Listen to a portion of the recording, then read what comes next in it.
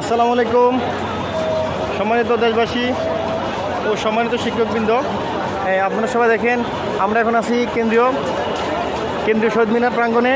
এখানে 20% বাড়ি ভাড়া এবং 1500 টাকা চিকিৎসা ভাতা সহ বিভিন্ন যৌক্তিক দাবি দাওয়া আদায়ের লক্ষ্যে সকল শিক্ষক আমরা এখানে উপস্থিত হয়েছি। এখানে সারা বাংলাদেশের 64 জেলা থেকে হাজার হাজার শিক্ষক এখানে সমবেত হয়েছে। আপনারা সবাই দেখেন বিভিন্ন দাবিতে আমরা সবাই একত্রিত আছি এবং অনেক শিক্ষক এখানে আছে, তারা সবাই দাবি আদায়ের লক্ষ্যে আজকে এই সম্মেলনে উপস্থিত। এবং এখান থেকে আমরা শিক্ষা উপদেষ্টা ও অর্থ উপদেষ্টাকে একটা মেসেজ দিতে চাই যে আমাদের যৌক্তিক দাবি দাওয়া আমাদেরকে অনতিবিলম্বে প্রদান করা দরকার। কারণ আমরা বিভিন্ন সময়ে সরকার পরিবর্তন হয়, অবস্থা পরিবর্তন হয়, কন্ডিশন পরিবর্তন হয়, কিন্তু আমাদের দাবি আদায়ের কোনো পরিবর্তন হয় না।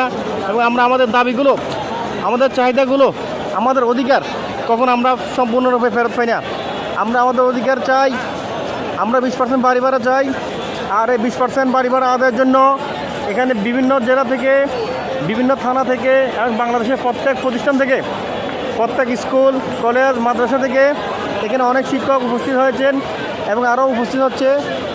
পাশাপাশি আমাদের সাথে ঢাকার বিভিন্ন নামকরা প্রতিষ্ঠান এবং ঢাকার বিভিন্ন স্কুলের শিক্ষকরা এবং ছাত্রছাত্রীবৃন্দ একত্রতা পোষণ করেছে।